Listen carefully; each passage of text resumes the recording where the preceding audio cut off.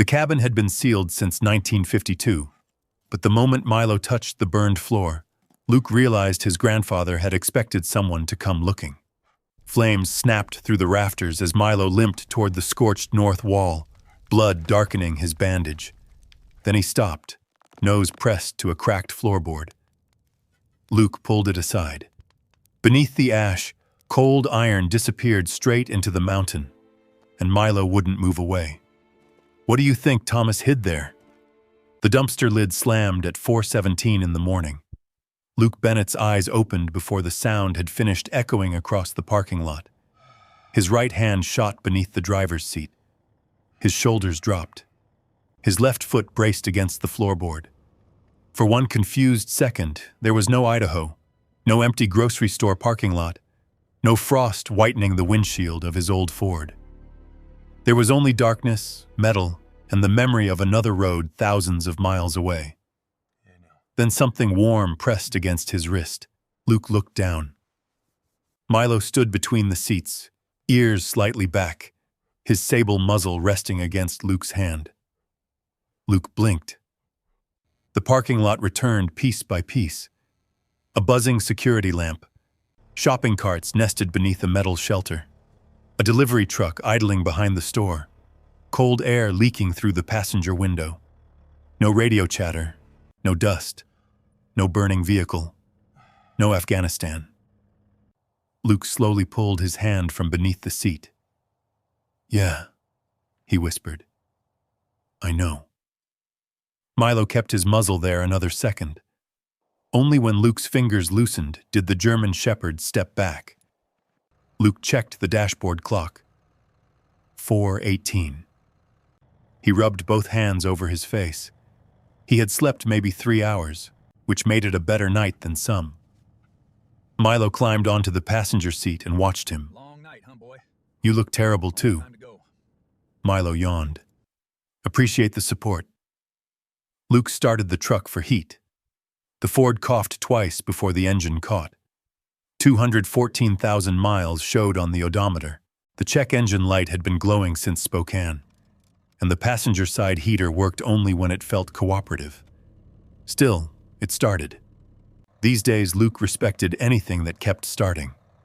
At 41, he owned what fit behind the truck seat: 2 duffel bags in the bed under a tarp, a toolbox, and enough money to make losing the transmission a serious event.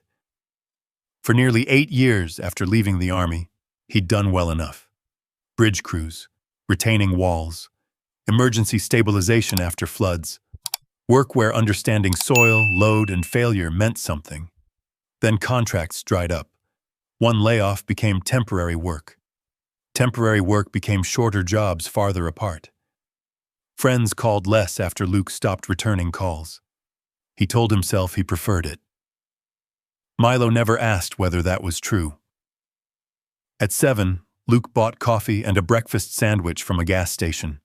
He ate half and gave Milo a small piece of egg, after pretending for several seconds that he wouldn't.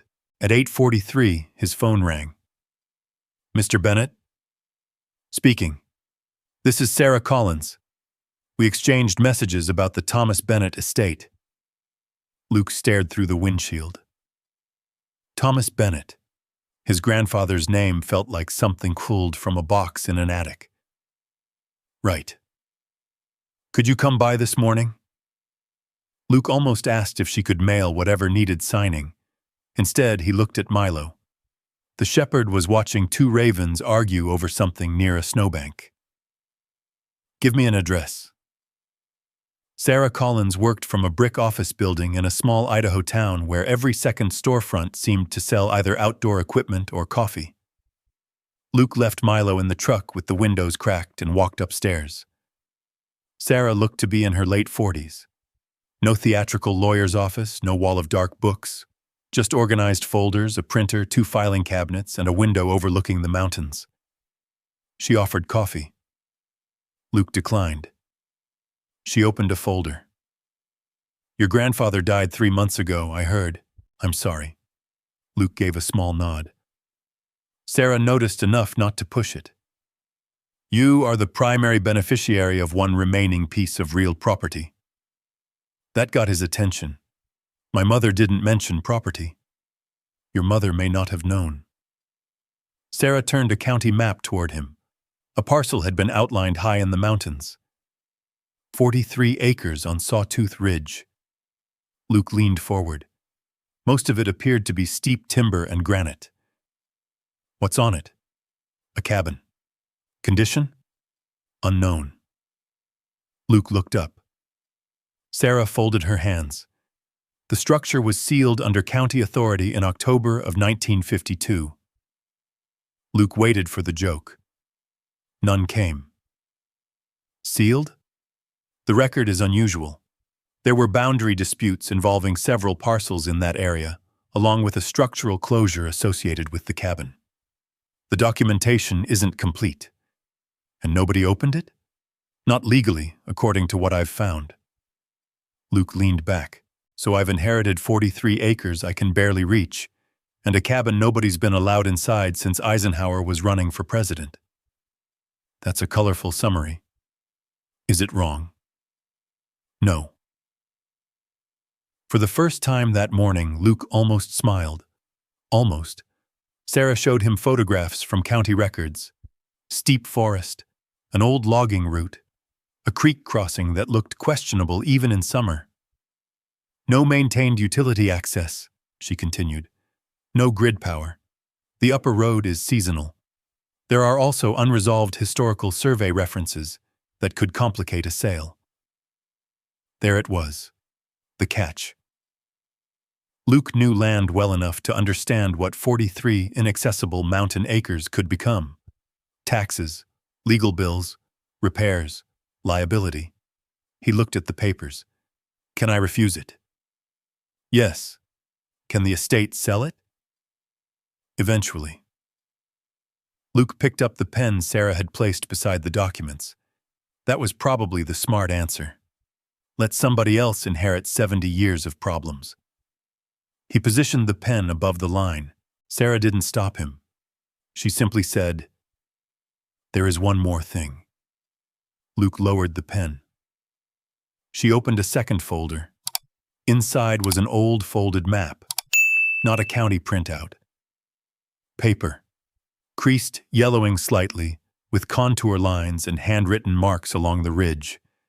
Your grandfather instructed that this be given directly to you if you became beneficiary. Luke didn't touch it. When? The instruction attached to it was updated 11 years ago. 11 years? Luke frowned. Thomas hadn't called him 11 years ago, hadn't written, hadn't appeared at a birthday, funeral, or Christmas. As far as Luke knew, the old man had spent most of his life making absence look effortless. Luke finally unfolded the map. Several landmarks had been marked in pencil. An old bridge, a creek, something labeled Spring House, and near the northern edge, a small square. Cabin. Luke turned the map over. Nothing. He turned it back. Then he noticed handwriting along the bottom margin. 5 words. Don't go without your dough. Luke read them twice. Sarah. Yes? Did my grandfather own a dog? Not that I'm aware of. Did he explain this? No. Luke looked through the office window. His Ford sat below. Milo was in the passenger seat. Even from the second floor, Luke could see the shepherd's upright ears.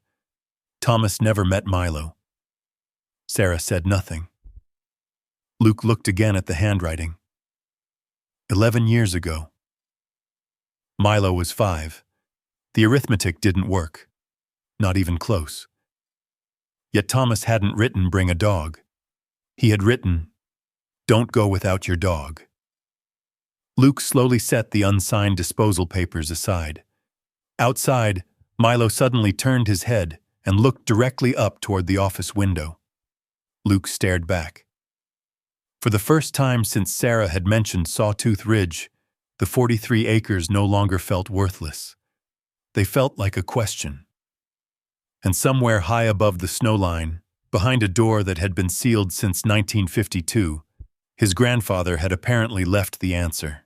Luke left Sarah Collins's office with the old map folded inside his jacket. He didn't drive toward Sawtooth Ridge immediately. Old habits wouldn't let him.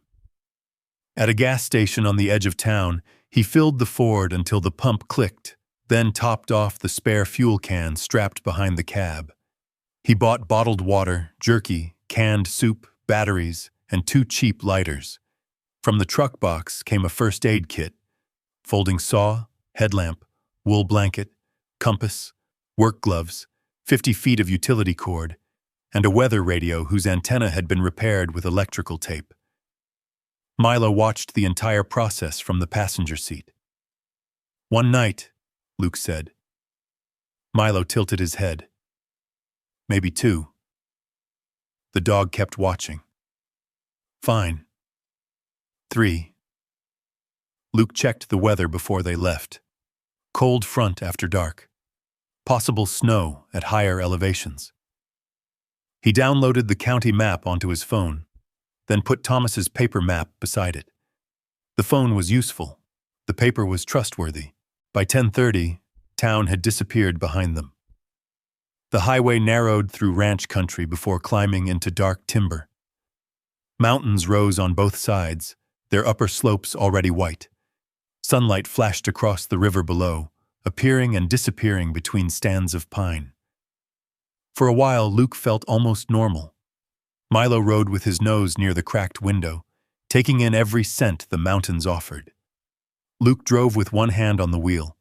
No deadlines, no foreman calling, no motel checkout, no question about where he'd park that night. Just rode.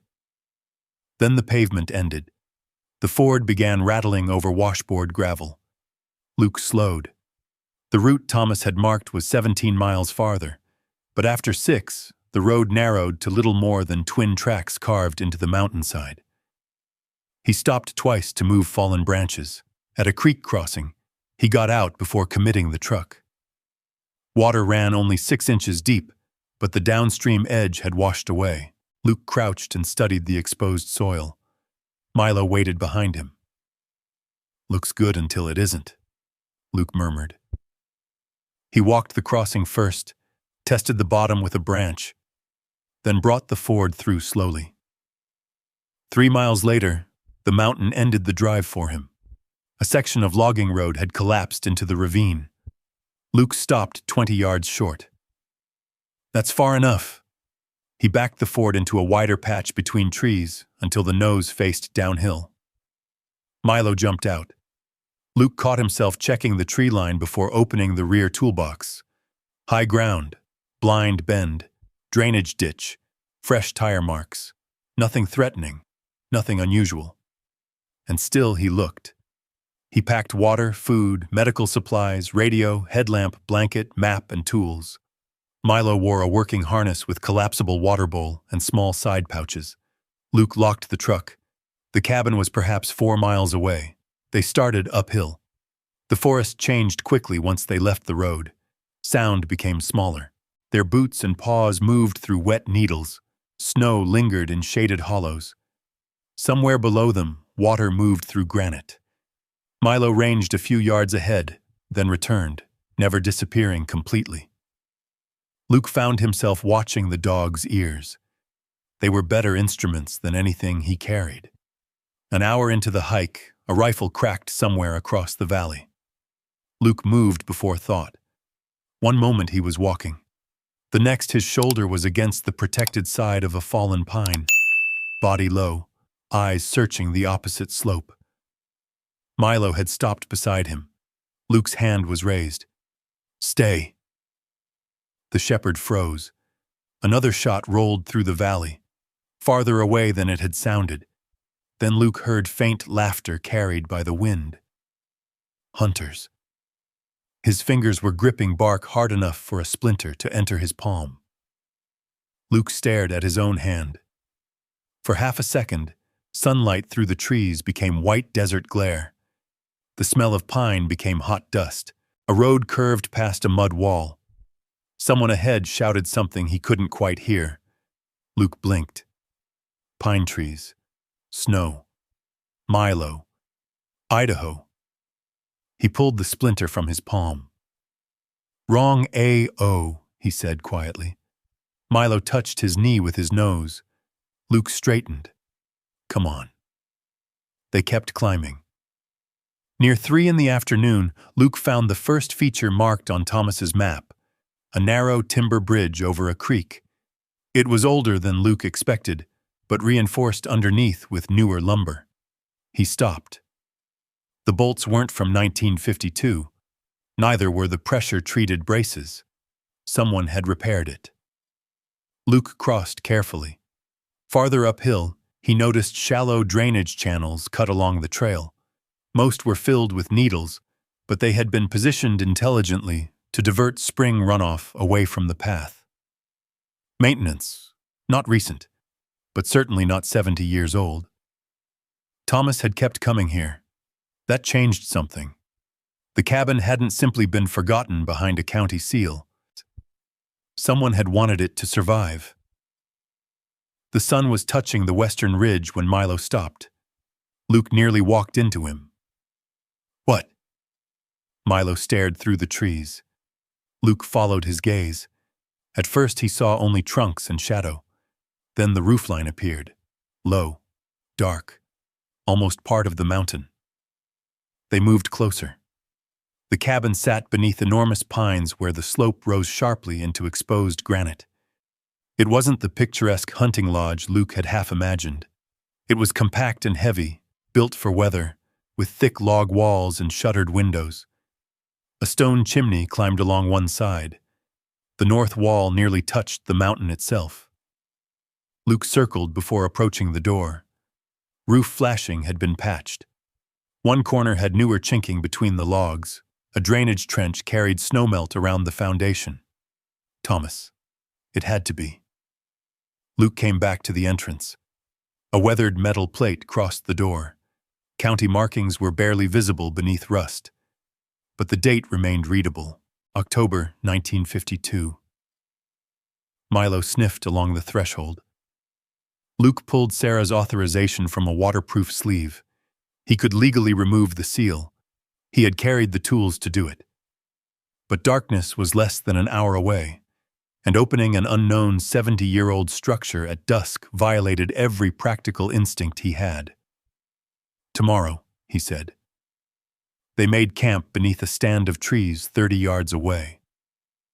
Luke heated soup on a small stove while Milo ate beside him. As daylight drained from the ridge, the cabin became a black shape against darker stone. Luke tried not to stare at it. He failed. A building sealed for 74 years should have sagged. Its roof should have leaked.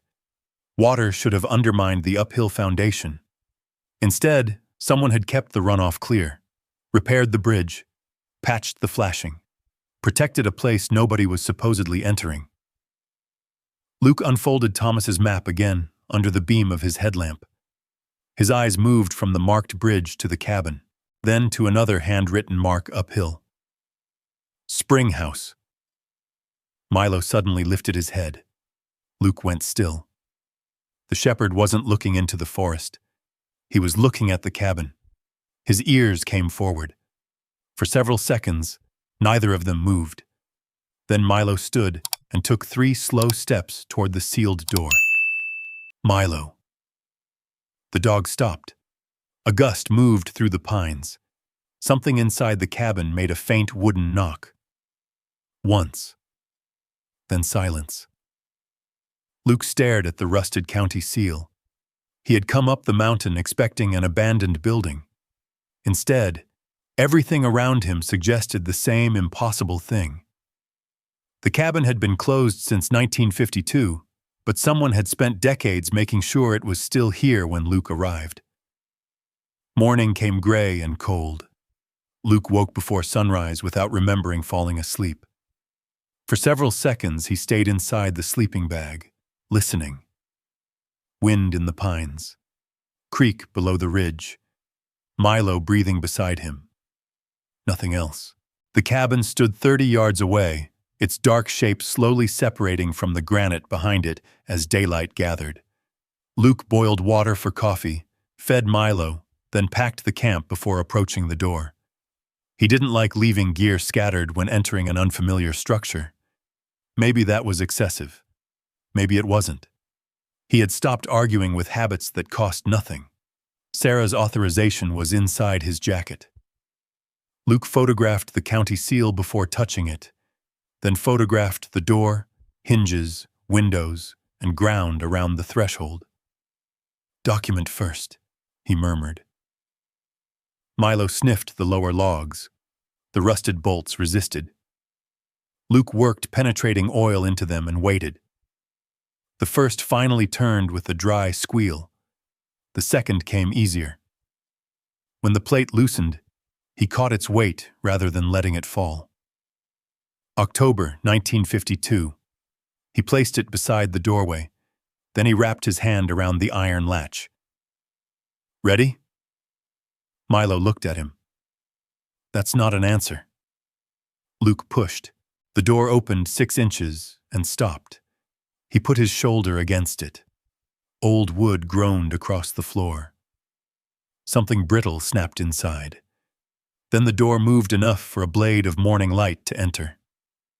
The first thing Luke smelled was dry timber, then dust, cold iron, old paper, not rot. That surprised him. He waited at the threshold and swept his flashlight across the interior before stepping in. One room. A narrow sleeping alcove, iron stove, wooden table, 2 enamel cups, a wool coat hanging from a peg, hand tools arranged along a wall, a calendar beside the stove. October 1952. The place looked less abandoned than interrupted. Luke tested each floorboard before shifting his weight. Milo entered behind him. The shepherd sniffed the table, stove, and old coat. Then he stopped. Luke noticed immediately. Milo's head turned toward the north wall. The wall backed directly against the granite slope outside. Milo crossed the room slowly. His ears came forward. He lowered his nose to the seam where floor met timber. "Milo?" No response. The dog inhaled several times, moved 3 feet left, then returned to the same spot. A low rumble came from his chest. Luke crouched beside him. "What have you got?" He ran his fingers along the boards. Cold wood. Dust. Nothing obvious. He tapped the wall with his knuckles. Solid. Again. Solid. Luke stood. Not yet. He spent the next 2 hours checking the structure. No treasure. No secret door. No dramatic answer waiting in a drawer. Thomas's possessions were painfully ordinary. A sharpening stone. Old nails sorted into coffee tins. A handsaw with a repaired handle. Work gloves hardened by age. A Bible. 3 forestry manuals. A chipped bowl. Luke found himself irritated by how little any of it explained. He had driven into the mountains because of 5 strange words on a map. Now he was standing inside a cold room full of dead man's tools. By afternoon, he had opened the shutters on the south-facing window. Pale light entered through dirty glass. He cleaned enough of the stove to inspect it, but decided not to light a fire until he could check the chimney properly. The temperature dropped with the sun. Luke brought his sleeping bag inside. Milo settled near the door. "You wanted to come in," Luke told him. "Now you're on security." Milo closed his eyes. Luke ate cold food and studied Thomas's map again. Cabin, bridge, creek, spring house uphill. Nothing about the north wall. Nothing about whatever Milo thought he smelled. At 9, Luke shut off the lantern. Darkness filled the cabin completely. He lay awake. That wasn't unusual. Sleep had become something Luke approached carefully, as if moving too fast might scare it away. He listened to the building. Old wood contracted in the cold. Wind pressed against the roof. A branch brushed somewhere outside. Milo shifted once. Luke checked his watch. 10:36. Then midnight. Then 1:14. At some point, exhaustion finally won. Bang. Luke's eyes opened. Bang. His sleeping bag tangled around his legs as he rolled sideways. Bang. His hand found the knife beside him. Dark room, hard floor, a rectangular flash of moonlight. For one fractured instant, it wasn't moonlight. It was the white pulse after an explosion. Dust hanging in a beam, a culvert, a radio screaming somewhere behind him, someone shouting his name. Luke was on one knee before he understood that he was awake. Bang! The loose shutter hit the exterior wall again. Idaho. Cabin. Wind. His knife was open in his hand. Luke stared at it. His breathing sounded too loud. Milo? The shepherd was already beside him. Milo pushed his muzzle beneath Luke's forearm. Luke closed his eyes. Fur. Warm breath. Leather collar. Floorboards beneath his knee. He touched Milo's shoulder. Here. Milo leaned harder. I'm here. The shutter struck again. This time Luke heard only wood. He folded the knife. His fingers weren't steady enough to hide the click. Luke sat with his back against the table until his breathing slowed. Milo remained pressed against his leg. Sorry. The shepherd gave no indication that apologies were required. Luke rubbed behind his ears. Bad night. Milo suddenly lifted his head. Luke felt the change through the dog's body. The shepherd turned away from him, toward the north wall. Milo! The dog crossed the room. Scratch. Luke frowned. Milo pawed once at the floor seam. Scratch. Leave it. Milo stopped scratching but didn't move. Luke took the flashlight and walked over. The beam showed the same timber he'd inspected earlier. He crouched. Milo pushed his nose toward the seam. Luke placed his palm against the lowest board. Nothing. He moved his hand slowly, then stopped. Cold. Not merely cold wood. A thin current touched the skin between his fingers. Luke leaned closer. He couldn't hear anything. He put his ear against the wall. For several seconds there was only the faint thud of his own pulse. Then the air touched his cheek. A draft. Luke sat back. He knew what was outside this wall. He had walked the perimeter twice. Granite rose immediately behind it. There was no crawl space large enough to explain airflow. No open foundation vent. No window. No gap to the outdoors. Luke switched off the flashlight. The cabin went black again. He stayed crouched beside Milo, feeling that impossible thread of cold air slip through the seam. A building pressed against solid mountain rock was breathing, and Milo had heard it before that Luke ever knew to listen. Luke stayed crouched beside the north wall until the cold began working through his socks. The draft was real. That didn't make it mysterious. Buildings leaked air, old cabins leaked more than most. There could be a forgotten vent, a gap between foundation stones, even a narrow cavity where the cabin met the mountain. He turned the flashlight back on. Milo immediately nosed the seam again. Luke reached toward the lowest board, then stopped.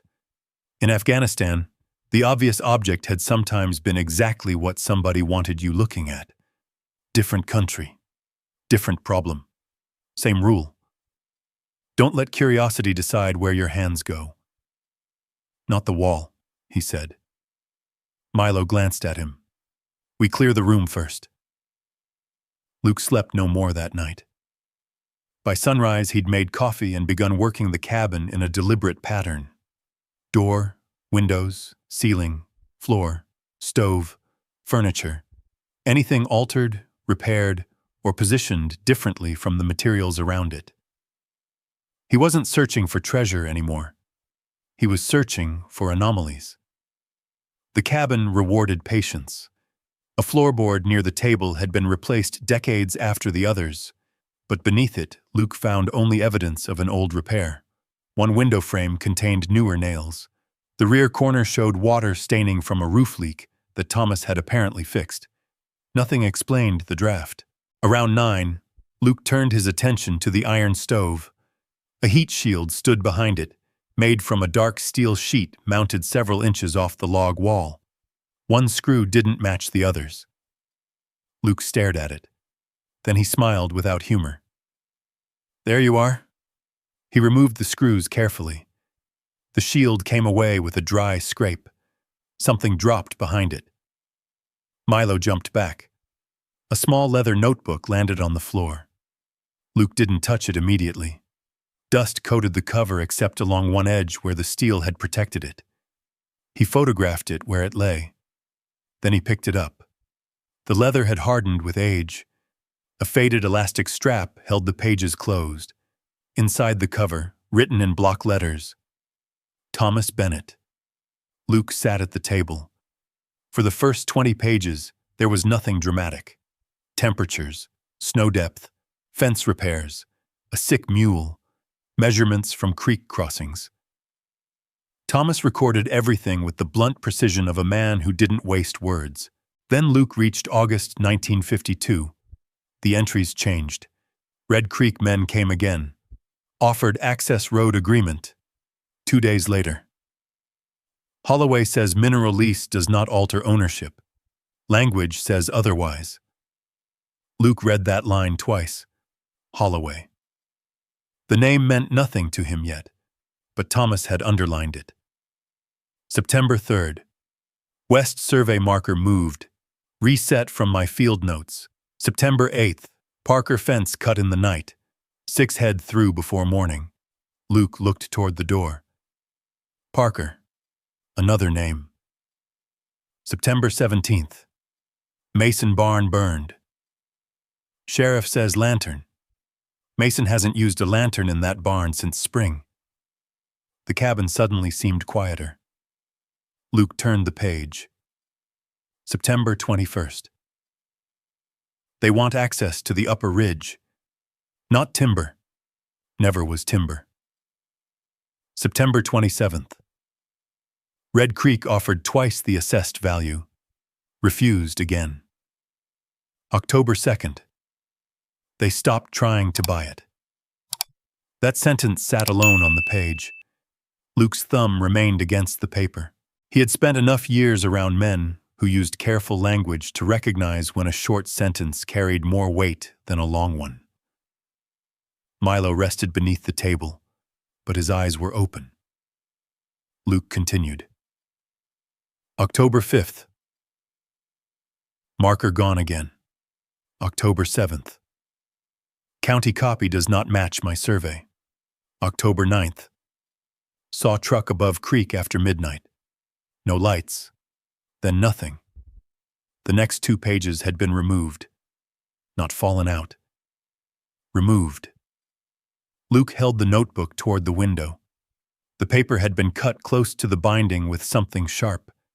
3 more pages remained after the missing section. The first contained measurements without explanation. Bearings. Distances. A rough drawing of the ridge.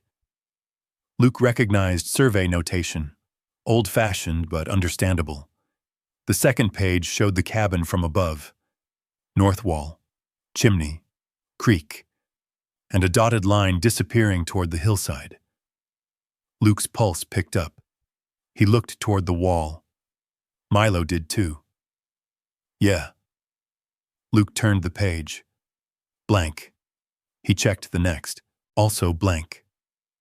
Then, faintly near the bottom of the final written page, he saw another line. The pencil had faded almost to gray. Luke moved closer to the window. If family ever comes back, don't start with the north wall. Luke sat very still. Behind him, cold air, Omo air continued slipping through that exact wall. He stood and crossed the room. Milo followed. Luke inspected the timber again without touching it. If Thomas had known someone would eventually find the draft, then the airflow wasn't an accident. And if he had specifically warned his family not to open the wall, there had to be another route. Luke unfolded the old map across the table. Cabin, creek, bridge. Then his finger stopped. Spring house, uphill. He checked the sketch in Thomas's notebook. The dotted line ran roughly in that direction before disappearing beyond the edge of the page. Luke stepped outside. Morning sunlight had reached the clearing, but the north side remained in shadow. He walked around the cabin and climbed toward the granite slope. The mountain rose steeply behind the structure. Moss covered the lower rock. Snow remained in cracks untouched by the sun. Luke crouched near the foundation. There. A narrow iron pipe disappeared into stone and old mortar. He put 2 fingers near it. Cold air. The same cold air. Luke followed the slope with his eyes. Whatever lay behind the north wall extended into the mountain. He looked uphill. Dense timber concealed everything beyond 50 yards. Somewhere up there was Thomas's spring house. Luke went back inside and closed the notebook. Anger arrived slowly. Not because Thomas had hidden something, because the old man had known. He had known. There was danger here. Known enough to remove pages. Known enough to leave warnings. Known enough to watch Luke from somewhere in silence. Yet he had never once picked up a phone. 40 years, Luke said. Milo raised his head. Not one conversation. He immediately regretted speaking aloud. The dog wasn't responsible for dead men. Luke rubbed his face. His fingers stopped against the scar beneath his chin, a thin line he'd mostly forgotten was there. For a moment, he saw another notebook. Different place. Different handwriting. Names copied after a bad morning, because somebody had to make sure they weren't forgotten. He shut that memory down before it finished arriving. Clear what you can clear, he murmured. It had been something an old team leader used to say. Don't solve the whole war. Solve the next 10 feet. Luke put Thomas's notebook into a waterproof pouch. The next 10 feet led uphill. Before leaving, he took one final look at the north wall. Milo was already there. Not scratching now. Listening. Luke watched the dog's ears shift toward some sound too faint for human hearing. Then Milo turned his head toward the ceiling, toward the uphill side of the cabin, as if whatever he had detected wasn't directly behind the wall at all. Luke unfolded Thomas's map again. His finger settled over the faded words, Spring House. The warning had answered one question. It had created a worse one. Thomas Bennett had hidden something inside Sawtooth Ridge, and whatever it was, he had spent the rest of his life making sure his family approached it from the right direction. Luke didn't go looking for the spring house immediately. Thomas's notebook had given him another lead. Parker. The name appeared beside the entry about the cut fence, and Luke remembered seeing the same name painted on an old mailbox several miles below the washed-out logging road. By noon, he and Milo were hiking back toward the ford. Luke wanted information before he started opening doors in a mountain. The truck was untouched. He drove downhill until the timber opened onto a narrow valley where weathered fences crossed yellow grass. A ranch house stood beneath cottonwoods near the creek. 3 horses watched the ford approach. The mailbox read, Parker. Milo noticed the horses first. Luke noticed the woman. She stood beside a barn holding a feed bucket, silver hair tucked beneath a canvas cap. She was small, but there was nothing fragile about the way she watched an unfamiliar truck enter her yard. Luke stopped well short of the house and got out. Mrs. Parker? Depends who's asking. Luke Bennett. The bucket stopped moving. Her eyes went to his face. Then the truck. Then Milo. Thomas's grandson? Luke nodded. The woman set down the bucket. "I'm Helen Parker." She didn't offer her hand immediately. Instead, she looked at Milo. "That the dog?" Luke felt something tighten between his shoulders. "What dog?" Helen studied him. Then she seemed to realize she'd moved too quickly. "Come inside." Luke didn't. "How do you know about Milo?" "I don't know his name." "You knew there was a dog?" Helen looked toward Sawtooth Ridge. "Thomas mentioned one." "When?"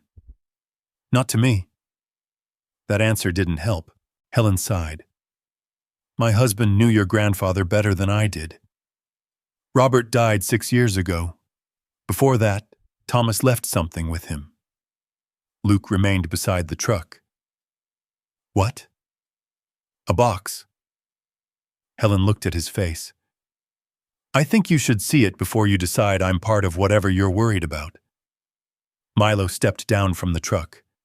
Helen's eyes moved to the shepherd again. "You can bring him." That, more than anything, made Luke follow. The Parker house smelled of coffee, wood smoke, and saddle leather. Family photographs covered one wall. Nothing expensive. Everything used. Milo inspected the kitchen, then settled where he could see both doors. Helen noticed. Always does that. Mostly. She poured coffee without asking and disappeared down a hallway. Luke heard a closet door, then something heavy sliding. His shoulders stiffened before he could stop them. Milo lifted his head. "Easy," Luke murmured, though he wasn't sure which of them he meant. Helen returned carrying a metal document box. She placed it on the kitchen table. "Robert made me promise this stayed closed unless Thomas came for it, or someone named Bennett showed up asking questions about the ridge." Luke stared at the box. "When did Thomas leave it?" "About 15 years ago." Helen opened the latches. Inside were newspaper clippings, photographs, envelopes, and several folded pages. Luke expected property records. Instead, he saw himself. 17 years old, in a high school football photograph. Another clipping carried his Army enlistment announcement from the local paper. A third showed his name among soldiers returning from Afghanistan. Luke stopped breathing for a moment. He picked it up. The photograph was grainy. 26 years old. Thinner. Standing near the edge of a group with the expression he used to wear when cameras appeared and nobody had given him a reason to leave. Luke put it down. There were more. A short article about a flood-damaged highway where Luke's civilian crew had stabilized a failing retaining wall before spring runoff took the road. A photograph from a veterans' charity event. Luke kneeling. Milo beside him. The shepherd was younger, ears too large for his head. Luke's thumb stopped against the photograph. "When was this put here?" Helen leaned closer. "I don't know, but this event was 3 years ago." "Then Thomas must have added it later." Luke looked up sharply. "You said he left the box 15 years ago." "He did. But Robert said Thomas came by occasionally. Never stayed long. Sometimes he'd ask to put another clipping inside." Luke pushed back from the table. The chair legs scraped hard across the floor. Milo stood immediately. "So he knew where I was." Helen didn't answer quickly enough. "He knew I joined the Army. He knew when I came home. He knew where I worked." Luke held up the photograph. "He knew about Milo." "Yes." "And he couldn't make one phone call?" Helen's face changed. Not defensiveness. Something closer to recognition. I wondered the same thing. Luke walked to the window. Outside, the ridge rose behind the pasture, dark with timber. His jaw hurt. He realized he'd been clenching it. For years, he'd told himself Thomas had simply disappeared from the family. That explanation had been clean. A man who didn't care was easy to understand. This was worse. Thomas had watched, collected pieces, stayed close enough to know Luke's life and far enough away to remain a stranger. Milo came beside him. Luke rested his hand between the dog's ears. What was he protecting? Luke asked. Helen sat at the table. My father was 9 in 1952. He remembered Red Creek. Luke turned. He said company men came through the valley offering money for access rights. Timber, they claimed. Later it became mineral rights. Some families signed because the money looked good. Thomas didn't. No. Helen's gaze drifted toward the mountain. Your grandfather could be difficult just for the pleasure of being difficult. But he knew land. He kept his own survey notes. My father said Thomas accused Red Creek of moving markers. Luke thought of the notebook. I found that. Helen looked at him. In the cabin? Yes. Something passed across her face. You opened it. I had legal authorization. I wasn't judging. She looked almost relieved. My father said after the disputes started, strange things happened. Fences cut, equipment disappeared, Mason's barn burned. That's in the notebook, too. Helen nodded slowly. Then Thomas wasn't imagining it. You thought he was? I was a child when people still argued about him. Some called him paranoid. Some called him stubborn. Mostly people stopped talking. Luke returned to the table. Why seal the cabin? I don't know. The county order? Don't know that either. The spring house? Helen's eyes shifted. There. Small. But Luke caught it. You know it. I know where it is. What is it? Ruins as far as I ever knew. Stone foundation uphill from the cabin. Thomas marked it. Helen folded her hands. My father believed Thomas was protecting something Red Creek never got. Minerals, maybe. Luke shook his head. Thomas's notes say it wasn't timber. If it was valuable ore, somebody would have found it in 70 years. Unless what mattered wasn't under the land. Helen looked at him. Unless it was the land itself.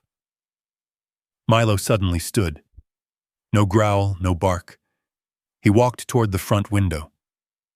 Luke stopped talking. The shepherd's ears pointed forward. His body became very still. Luke moved beside him without stepping directly into the center of the window. Old habit. Observe first. A dark vehicle had turned from the county road onto Helen's drive. Black SUV, clean, new, moving slowly. Luke watched it pass the mailbox. Expecting somebody? Helen came to the window. The color left her face just enough for Luke to notice. No.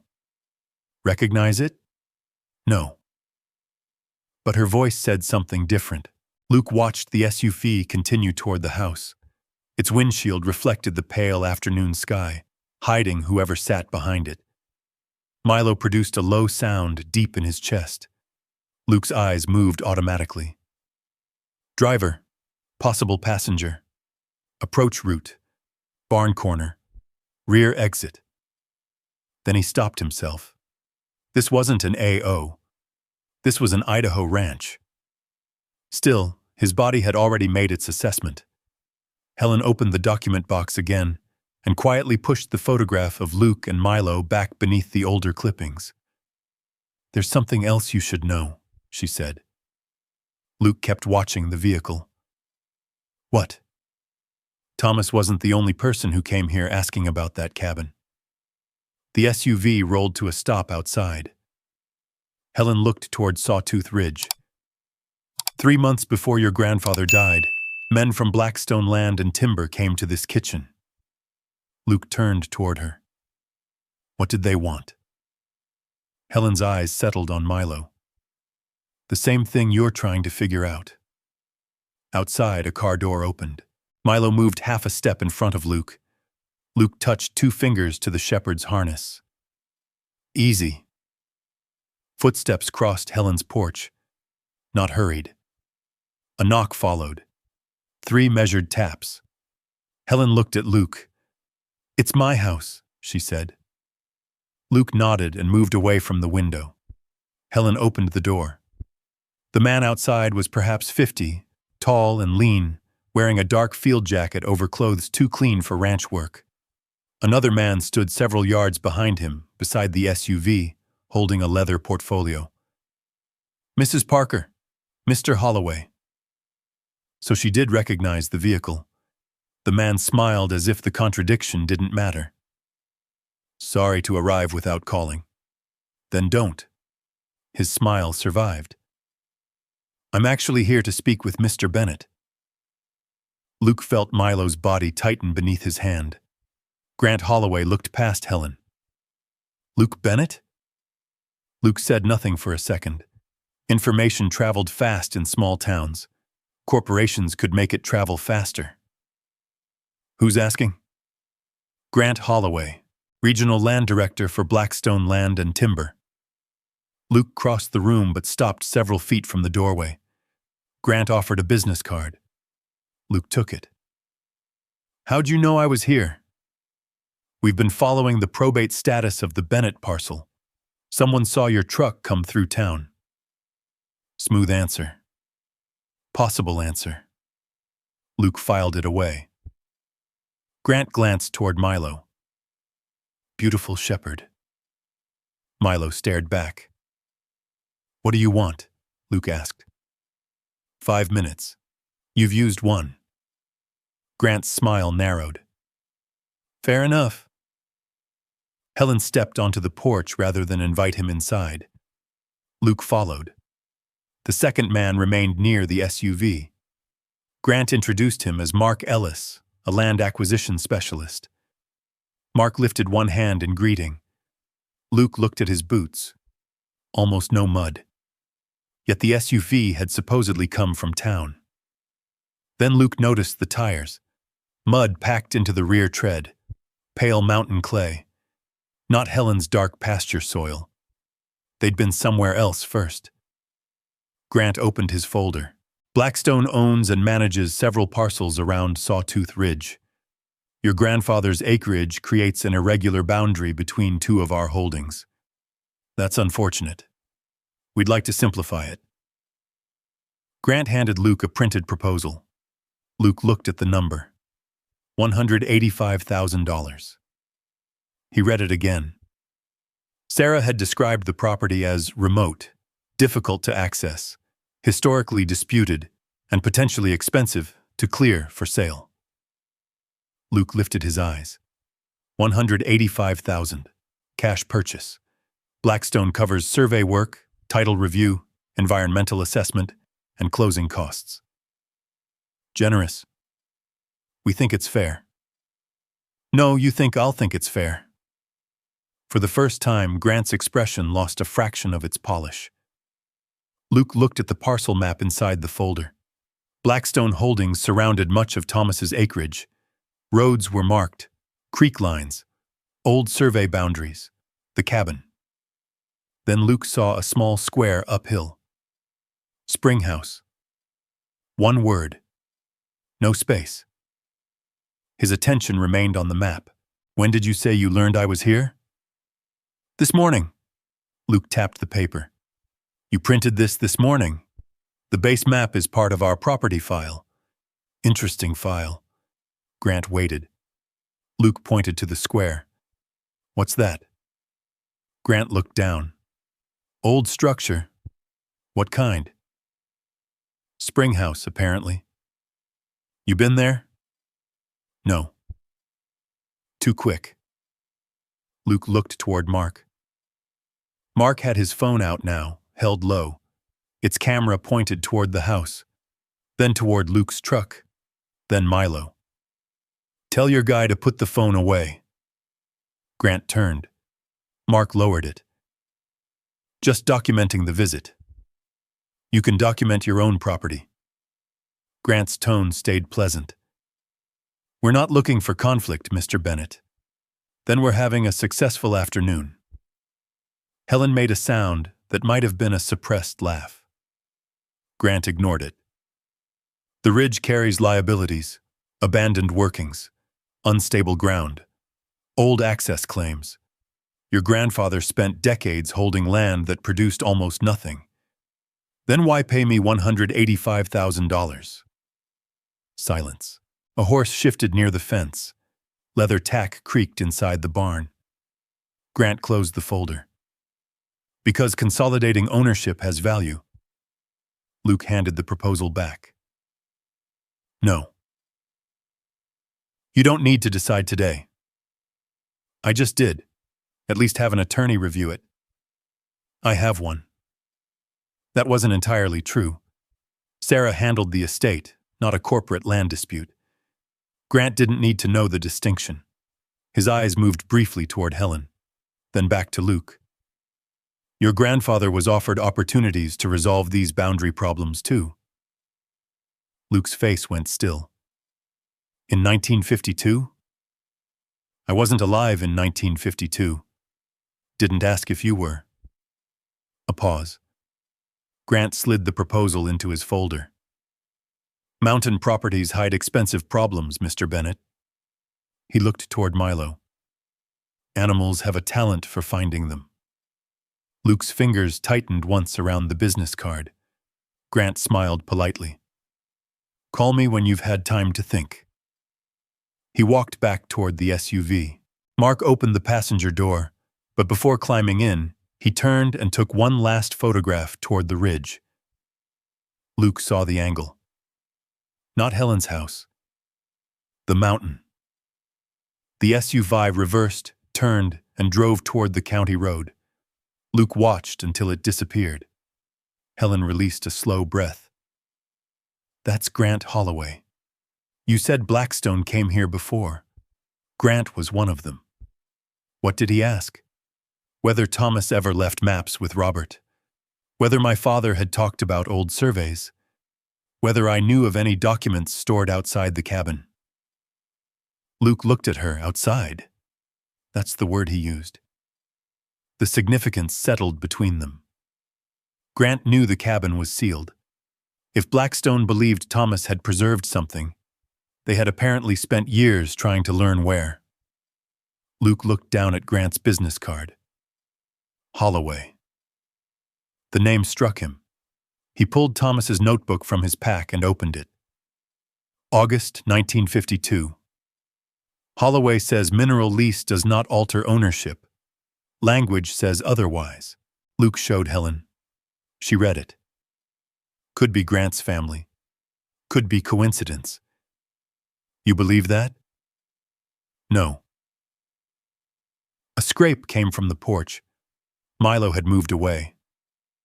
The shepherd trotted toward the yard, nose down. Milo. He continued past the ford. Luke followed. Milo crossed the pasture edge and picked up a narrow game trail climbing toward the ridge. He moved with purpose now. Not wandering. Following something. Luke called him once. Milo stopped, looked back, then continued uphill. Helen grabbed her coat. There's an old trail there. Where does it go? She looked at Luke. Toward the cabin. They climbed for nearly 20 minutes. Luke's knee reminded him of old injuries on the steeper sections, but Milo kept a steady pace. Then the shepherd veered away from the main trail, through brush, over fallen timber. Luke recognized the terrain from Thomas's map. His pulse began to rise. They reached a shallow depression choked with alder and rotting logs. At first it looked natural. Then Luke saw stonework, a low foundation almost swallowed by the forest. Helen stopped behind him. The spring house. Milo climbed onto the collapsed timbers. He sniffed once, twice, then began digging violently at a gap beneath them. Luke crouched. Cold air touched his face, the same air he'd felt behind the cabin wall. He cleared loose needles with one hand. Beneath the rotten wood was fitted stone, not random foundation rubble, a constructed opening. Luke looked back downhill, though the cabin was hidden by trees. Then he remembered Grant's printed map. Blackstone had marked this place before Luke even knew it mattered.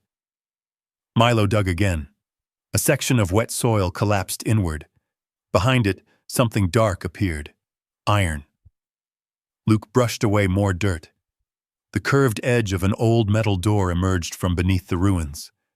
Helen whispered, "That isn't a spring house." Luke said nothing. He put his palm near the exposed gap. A steady stream of cold underground air moved across his skin. Somewhere beneath their feet, Sawtooth Ridge was open, and Blackstone had known exactly where to look. Luke didn't open the iron door that afternoon. He photographed everything first. The collapsed timbers, the fitted stone, the exposed edge of iron, Milo's disturbed patch of earth, even the surrounding trees. Then he marked the location on Thomas's paper map. Helen watched him. "You think somebody's coming back?" "I think somebody already has." Luke pointed toward the ground beside the ruins, a boot print pressed into the damp soil. Not theirs. The edges had softened from weather, but the tread was modern. Helen looked downhill. "Grant? Can't prove that." Luke stood. "And I'm not going underground without the right gear." That night he returned to the cabin with Milo while Helen went home. At first light, Luke retrieved additional rope, batteries, and equipment from the truck. He texted Sarah while he still had weak service near the county road, giving her the coordinates and telling her where he intended to search. One rule had survived every difficult place Luke had ever worked. Someone outside should know where you went. By late morning, he and Milo were back at the ruins. Luke cleared the entrance slowly. The structure had once been disguised well. What looked like a spring house foundation was actually stonework built around an older mining opening. The iron door had been fitted into the hillside beneath heavy timbers. Luke found no lock, only a rusted latch. He pulled. Nothing. He worked it loose with a pry bar until the metal finally gave with a groan that rolled into the mountain. Cold air flowed out. Milo stepped forward. "Wait!" Luke shined his light inside. A narrow passage descended slightly through rock. Old timber supports stood at intervals. Water ran along one side in a shallow channel. An exploratory adit. Luke had seen abandoned mine workings before, on construction jobs. They weren't places to treat casually. He checked airflow with a small flame near the entrance. Steady. He studied the first supports without touching them. Some were badly aged, but the rock around the opening appeared stable. Luke clipped a light to Milo's harness. Close. They entered. 10 yards in, daylight became a pale rectangle behind them. 20 yards later, it disappeared around a bend. Luke marked the wall with removable reflective tape as they moved. He didn't trust memory underground. Milo stayed beside his left leg. Water dripped somewhere ahead. Every sound returned twice. Luke's flashlight moved over old drill marks and rusted rail spikes. Then Milo stopped. Luke's pulse jumped. The dog sniffed a side passage. Nothing. A mouse-sized shadow vanished between rocks. Luke exhaled. "Don't do that." Milo looked entirely unapologetic. Farther in, the tunnel widened. Luke found evidence someone had used it long after mining stopped. Wooden shelves, an old table, metal storage boxes raised off the wet floor on stone blocks. He stared. Thomas. Luke opened the first box. Oilcloth protected stacks of paper. He lifted one bundle carefully. Survey photographs. Men standing beside granite monuments. Boundary stakes. Creek crossings. Dates handwritten beneath each image. The second box held correspondence. Red Creek timber and mineral letterhead. Offers for access. Lease proposals. Survey revisions. Luke read quickly at first, then slower. One letter referenced adjustment of disputed monument positions. Another instructed a survey crew to use revised company coordinates rather than Bennett's field monuments. Luke's expression hardened. That's not a mistake. Milo wandered toward another box. Luke opened it. Property plats, original boundary descriptions, geological assessments. Some acreage had valuable mineral potential, but that wasn't what caught Luke's attention. Lines had moved. On Thomas's earlier plats, one boundary followed a series of granite monuments across the ridge. On later Red Creek maps, the same boundary shifted, not dramatically. Enough. A few 100 feet here, more there. Repeated over miles, those changes swallowed substantial acreage. Luke laid two maps side by side. His 43 acres sat across one of the original reference lines. Suddenly, Blackstone's offer made sense. They weren't paying for a cabin. They were paying for what the parcel could prove. Luke took out his phone and photographed every page. No service underground, but that didn't matter yet. Then he heard Milo inhale sharply, not sniffing, listening. Luke looked up. The shepherd stood facing the tunnel they'd entered through, head low, ears forward, mouth closed. The hairs along his shoulders had lifted. Luke switched off his flashlight. Darkness swallowed them. He touched Milo's harness. Stay. For several seconds there was nothing except dripping water. Then, scrape. Luke's eyes narrowed. Another sound. Stone under a boot. Someone was in the tunnel. Luke moved silently to the side of the chamber rather than remain directly in line with the passage. Milo came with him. The old response happened without discussion. Reduce silhouette. Listen. Count movement. Identify exit. Luke hated how natural it still felt. One set of footsteps, maybe two, impossible to tell through the echoes. They stopped. Luke waited. His heartbeat seemed loud enough to betray him. Then a pale beam appeared far down the passage. A flashlight. It swept once across the rock. Disappeared. Milo gave the faintest growl. Luke placed a hand against his shoulder. No. The beam appeared again, closer. Luke's mind began sorting possibilities. Helen? No. She would call out. Lost hikers? Not here. Grant? Mark? Someone else from Blackstone? He had no proof. The light disappeared again. Then the footsteps retreated. Luke remained still. 30 seconds. A minute. 2. Nothing. He finally whispered, We're leaving. He packed several key documents into the waterproof pouch, but left the bulk of the archive undisturbed. Photographs first. Evidence preserved. Don't carry more than you can move with safely. They started toward the entrance. Luke kept Milo close. They passed the first reflective marker, then the second. The tunnel ahead remained dark. Luke's shoulders tightened. There should have been daylight beyond the final bend. There wasn't. He increased his pace. Milo, close. The shepherd moved beside him. They rounded the bend. Blackness.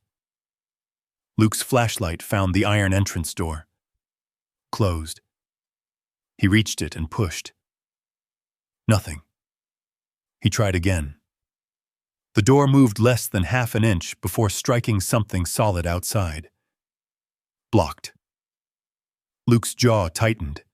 He set his shoulder against it once. The metal didn't give.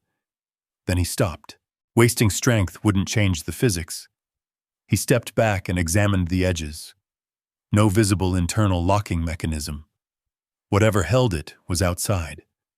Milo sniffed beneath the door and suddenly backed away. Luke heard something through the iron. Faint. Footsteps moving across the ruins. Then silence. He pulled his phone. No signal. Of course. Luke looked at the time. Helen knew they were exploring the site. Sarah had coordinates. That was good. But neither expected to hear from him for hours. Milo turned away from the blocked entrance. His light illuminated the passage behind them. The tunnel seemed narrower now. Luke felt the first unwanted change in his breathing. He knew this sensation. Not fear, exactly. Something older. Air becoming too warm inside a vehicle. Dust hanging in white light. A voice over a radio. Luke shut his eyes. Not there. He put one palm against cold stone. Idaho. Granite. Water. Milo. He opened his eyes. The shepherd was watching him. "We don't solve the whole mountain," Luke whispered. Milo's ears shifted. "Next 10 feet. Then a heavy metallic sound came from outside. Something struck the door. Once. Final. Luke stared at it. Whoever had followed them wasn't trying to enter. They were making sure Luke and Milo couldn't get out. Luke tested the door one final time, not because he expected a different result, because certainty mattered. He put his shoulder against the iron, drove through his legs, and felt the door move perhaps a quarter inch before striking whatever had been placed outside. Solid. He stepped back. Done. Milo watched him. Luke forced himself not to look at the entrance again. A blocked route was no longer a route. He checked his phone. No signal. Battery at 73%. Headlamp good. 2 spare flashlights. Water. First aid kit. Emergency blanket. 30 feet of utility cord. Thomas's documents sealed in the waterproof pouch. Enough equipment to solve a problem. Not enough to make a bad decision harmless. Luke turned toward the darkness. The tunnel seemed smaller than it had 20 minutes earlier. Water struck stone somewhere deeper inside. Drip, drip, drip. Then his headlamp flickered. Once. A tiny electrical hiccup. Luke stopped breathing. For half a second, the mine disappeared. A different darkness replaced it. Dust, hot metal, a vehicle tilted beside an Afghan road. Someone shouting from beyond a wash of white light. Contact. Luke's hand went toward his chest where a radio had once been. There was nothing there. His breathing accelerated. The air suddenly seemed wrong. Too thin. Too warm. The smell of wet granite became scorched wiring. He knew it wasn't real. Knowing didn't stop his body. Milo pressed hard against his legs. Luke looked down. The shepherd leaned his full weight against Luke's shin. Sable fur. Brown eyes. Blue nylon harness. Idaho. Luke put his hand on Milo's back. "You're here." Milo remained against him. Luke swallowed. "So am I." He listened until he could separate the sounds. Water. Breathing. Dog. No gunfire. No radio. No burning vehicle. Luke crouched beside the old storage chamber and forced his attention onto the physical world. There had been airflow at the entrance. He had checked it himself. If this adit extended deeply into the ridge, the air had to exchange somewhere. He took out the small emergency candle he'd packed for fire starting and lit it. The flame stood straight. Luke moved several feet toward the deeper passage. The flame leaned. Barely. But it leaned. He moved again. Same direction. Away from the blocked entrance. Luke stared into the darkness. Ventilation. Milo's ears lifted. Luke extinguished the candle. Find. The shepherd started forward. Not running. Working. Nose low, stopping at intersecting scents, rejecting them, continuing. Luke followed. The old adit narrowed after the archive chamber. Rusted rail fragments vanished beneath mud. In places, water reached Luke's ankles. He marked each turn. Left, straight, right. Reflective tape on stone. They came to a timbered section where the ceiling had sagged. Luke stopped Milo. No. He examined the supports. One post had split along the grain. Another bowed under pressure. Loose rock sat above them. The safer option was to turn around. Except turning around led to an iron door that wouldn't open. Luke studied the passage.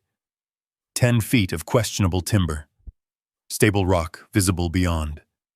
Slow. He shortened Milo's lead. Luke went first. One step. Pause. Another. He kept his weight light and avoided touching the supports. Milo followed exactly in his footprints. They were halfway through when a sound came from above. Tick. Luke froze. A pebble struck his shoulder. Then another. Milo, back. The dog moved. A timber shifted. Luke saw it happen. Not fast. That was almost worse. The cracked support rotated and dropped several inches. Luke grabbed Milo's harness and pulled. Rock and rotten wood came down. The shepherd cleared the fall. Luke didn't. Something slammed across his right knee and drove him sideways. His headlamp struck stone. White light spun. Then darkness. For several seconds, Luke heard only Milo barking. Sharp. Close. Luke reached for the dog. Milo. The barking stopped immediately. A wet nose found his hand.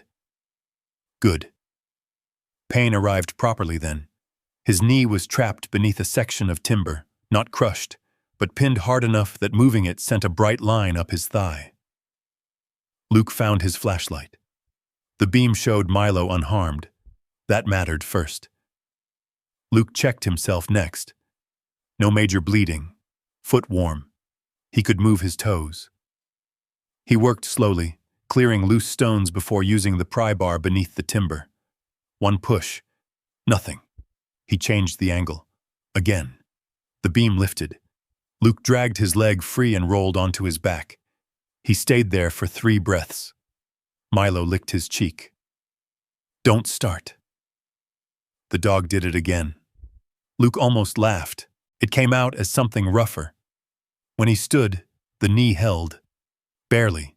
Still moving. They continued. The tunnel became older and less finished. Pick marks replaced drilled holes. Tree roots pushed through cracks in the ceiling. That was good. Roots meant shallow ground.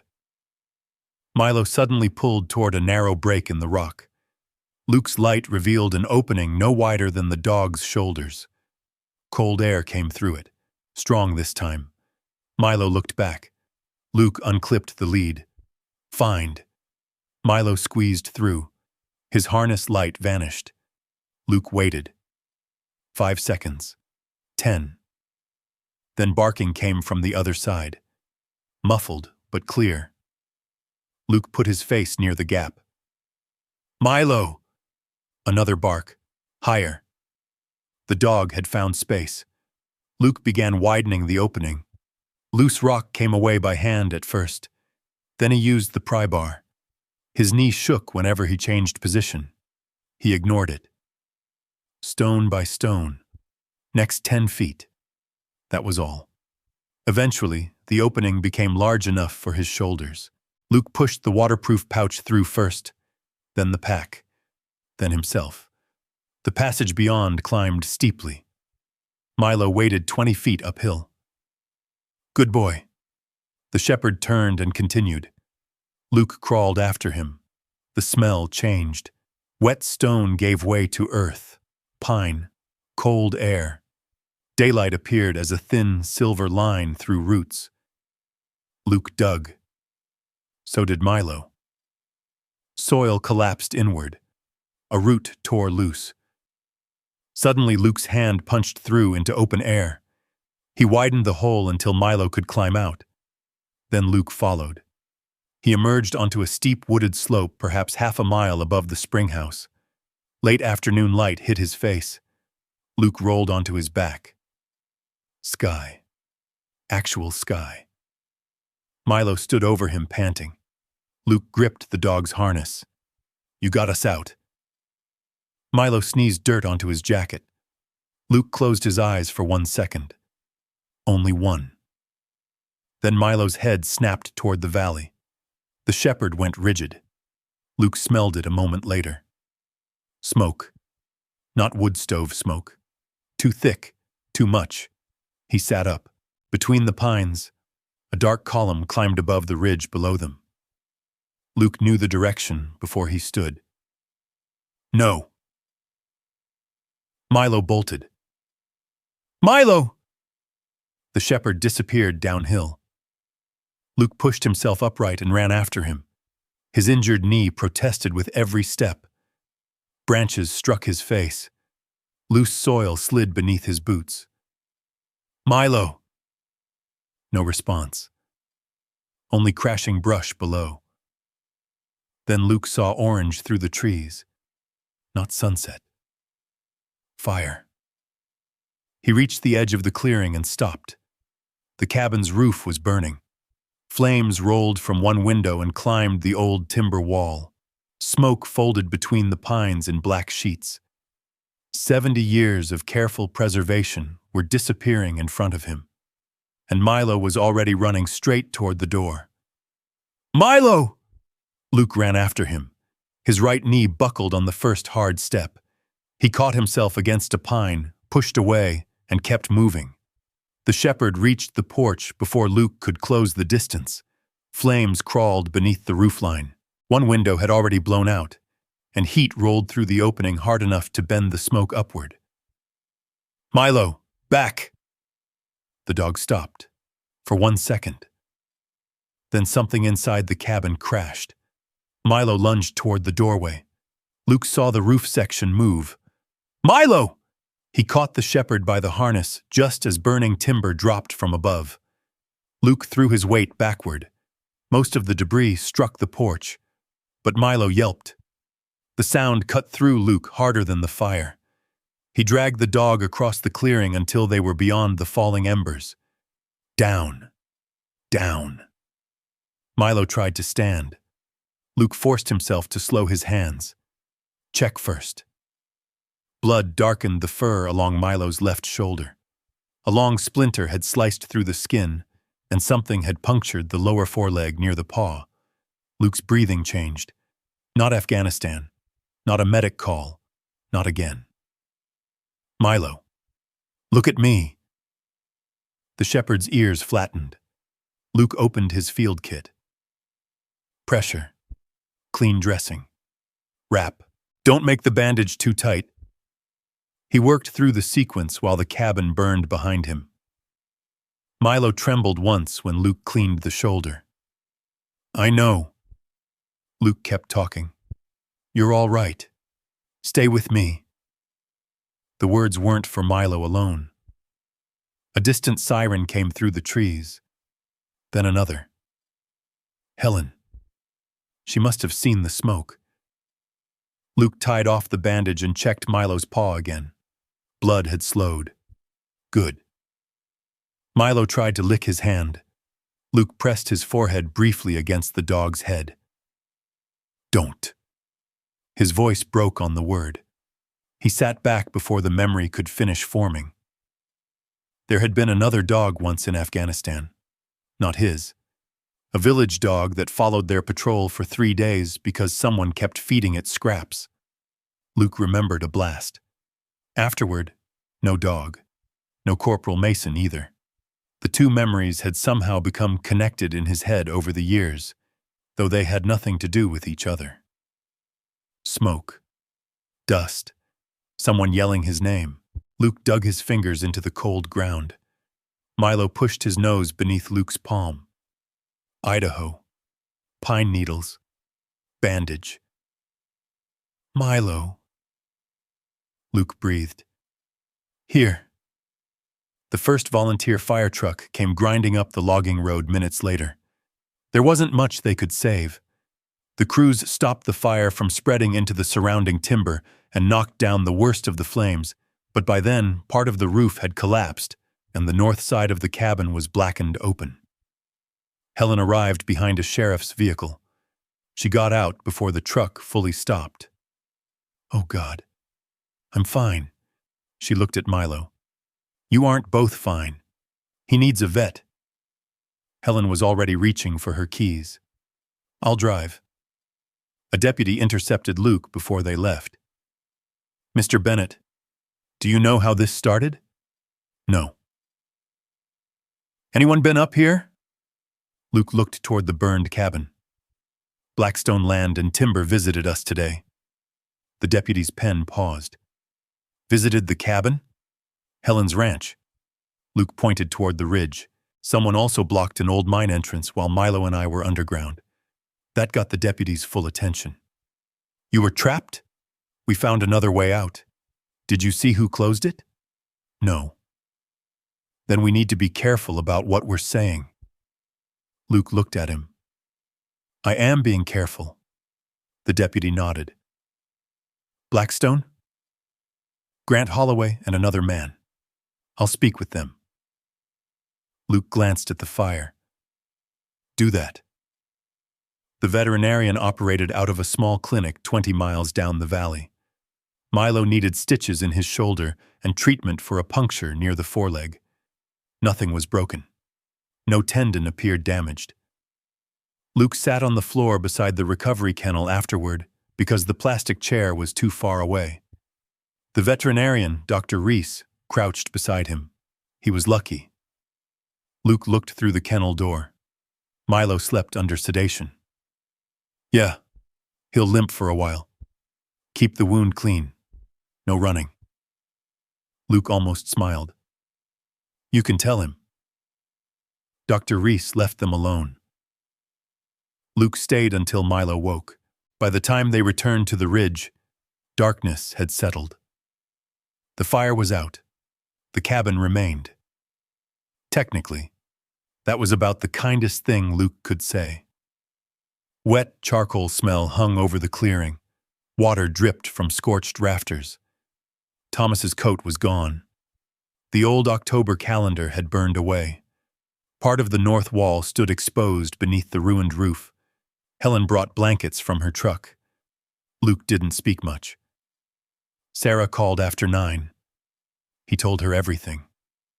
The archive, the shifted boundaries, the blocked entrance, the fire. She listened without interrupting. When he finished, she was quiet. "The material you photographed matters," she said. But it isn't magic." Luke stared at the ruins. "Meaning, historical fraud can be extremely difficult to prove after 70 years. Ownership changed. Companies merged. Parcels were sold. People relied on recorded surveys. Even if Red Creek manipulated markers, we need independent verification tying Thomas's records to something physically recoverable." Luke looked toward the mountain. "So we have papers saying somebody moved lines, potentially, but no line. Not yet. Not yet." It sounded hopeful. Luke didn't feel hopeful. His phone vibrated while Sarah was still speaking. An email. "Blackstone Land and Timber, revised purchase proposal." Luke opened it. $350,000, almost double. He laughed once. No humor in it. Sarah heard. "What?" They raised the offer. "How much?" he told her. This time Sarah's silence lasted longer. "Luke, don't answer tonight. I wasn't going to." "Good." But after the call ended, he kept looking at the number. $350,000. Enough to replace the Ford.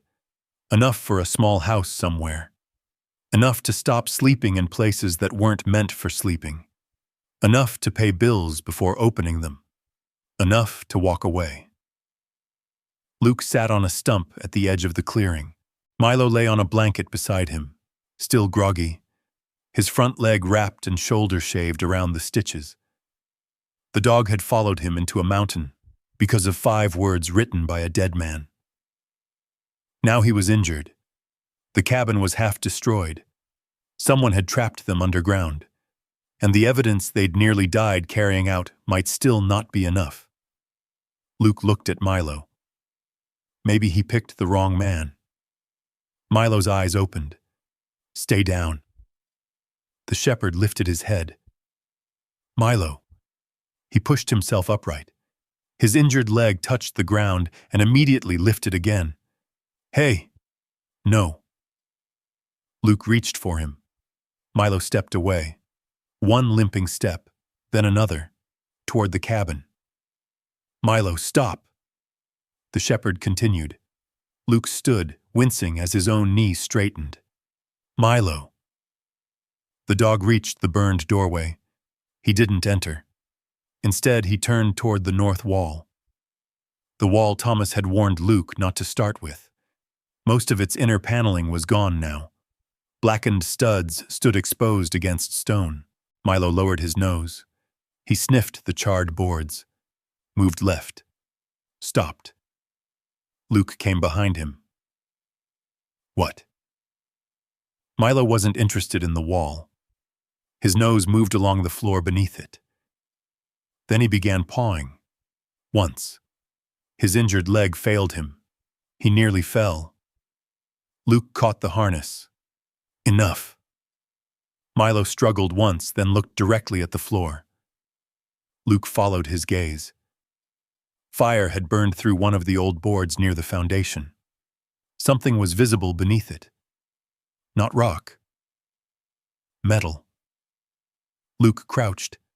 He brushed away wet ash. An iron tube ran beneath the floor and disappeared directly into the granite foundation. Luke stared at it. Thomas's warning returned. Don't start with the north wall. He hadn't said there was nothing there. He'd said not to start there. Luke cleared another handful of ash. The metal continued into the stone. A conduit, protected by the mountain itself. Milo lowered himself beside Luke, exhausted. Luke rested one hand on the shepherd's neck. The cabin had burned, the wall had opened, and beneath 70 years of timber, ash, and silence, Thomas Bennett had hidden one last thing where no fire could reach it. Luke waited until morning. Every part of him wanted to tear into the floor immediately, but Milo was exhausted. Luke's knee was swelling, and darkness had already made enough decisions for them. He slept badly in Helen's spare room. At 2:17 a.m., a truck hit a steel cattle guard somewhere down the county road. The metallic crash put Luke upright before he knew he had moved. His hand struck the nightstand. His eyes searched corners that weren't there. For 3 seconds he saw concrete walls, dust and flashlight beams, the burned shape of a vehicle beyond a road cut. Then something touched his bare foot. Milo. The shepherd lay on a blanket beside the bed, one shoulder shaved, foreleg bandaged. He hadn't stood. He simply stretched his muzzle far enough to touch Luke. Luke looked down. Yeah.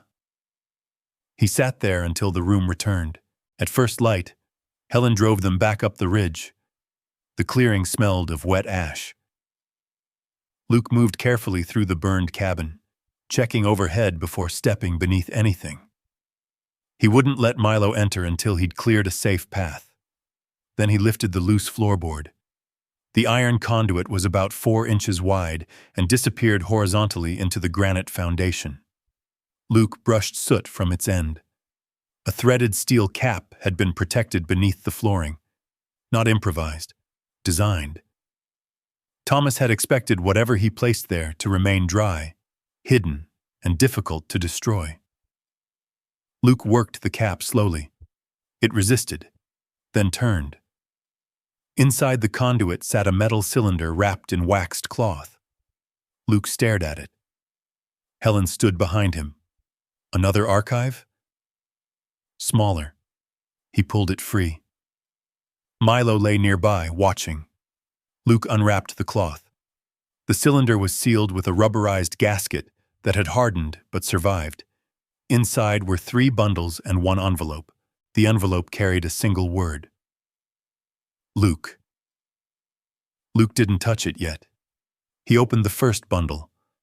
A field book. Thomas Bennett, 1951 to 1952. Not the journal from behind the stove. This one was technical. Bearings, distances, elevations, descriptions of monuments. Granite marker, north shoulder, lightning-scarred pine 18 feet east. Creek crossing, benchmark above floodline. Iron pin at old cut. Luke turned pages faster. Thomas had recorded the ridge the way Luke once recorded structural measurements on bridge sites. Enough detail that another person could return years later and reconstruct what had been there. The second bundle contained photographs. Each showed a survey monument with a handwritten date and reference number. Then Luke found 2 photographs of the same location. One dated May 1951, the second February 1953. The granite marker hadn't moved. The company stake had. Luke placed the images side by side. Helen leaned closer. That proves it? It proves Thomas documented a difference. Luke tapped the field book. If the granite benchmark still exists where these measurements put it, then somebody else can verify the rest. The third bundle made him stop. A notarized statement, signed by Charles Mercer, licensed surveyor. Mercer described participating in a Red Creek survey in 1952 and later discovering that company maps submitted for recording did not match several field monuments he had personally observed. Another document was correspondence between Red Creek executives. The language was careful, but not careful enough. One sentence referred to adopting the revised line regardless of Bennett's monuments. Another discussed avoiding further field inspection until ownership consolidation was complete. Luke sat back on his heels. Sarah had said they needed something physically recoverable. Thomas had left directions to exactly that. Helen whispered, "He knew. He suspected they'd changed the record. No." She looked around the burned room. He knew somebody would eventually need to prove it after everyone who remembered was gone. Luke looked at the envelope. Luke. He picked it up. The paper was newer than the field book.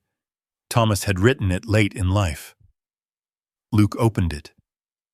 Luke, if you're reading this, then either you found the conduit or something happened to the wall. Luke glanced at the burned timbers. Despite himself, a dry breath escaped him. Thomas continued, "I owe you an explanation before I ask anything from you. Distance was not entirely protection. Some of it was cowardice."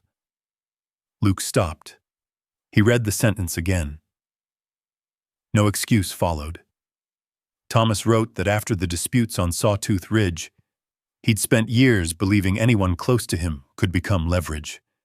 Later, when the immediate danger passed, distance had become habit. By then, shame did what fear had started. I told myself leaving you alone was safer. Some years that was true. Other years I used it because it was easier than admitting I did not know how to return. Luke lowered the letter. Helen said nothing. Neither did Milo. Luke continued. Thomas had followed Luke's life through public records, newspaper clippings, and occasional reports from people he trusted. He knew about the Army. He knew about Afghanistan. He knew Luke became a combat engineer. He knew about the bridge crews afterward. Then came the line Luke wasn't prepared for. I saw the photograph of you with the German Shepherd. Luke's eyes moved toward Milo. The dog was asleep now, chin between his paws. That photograph is why I changed the instructions on the map. Thomas had never known Milo's name. He hadn't predicted the future. He had simply seen Luke with the dog years before his death and amended the inheritance instructions. The impossible 5 words suddenly became ordinary, and somehow that made them hurt more. Thomas had been alive, close enough to know. Still silent. Luke kept reading. You understand terrain. You understand structures. You understand that a line on a map can decide where men go, what they believe belongs to them, and sometimes whether they come home. That is why I chose you. Not because I expect you to fight my fight, because you will know whether the evidence is real. Luke swallowed. The next lines were written darker, as though Thomas had pressed harder.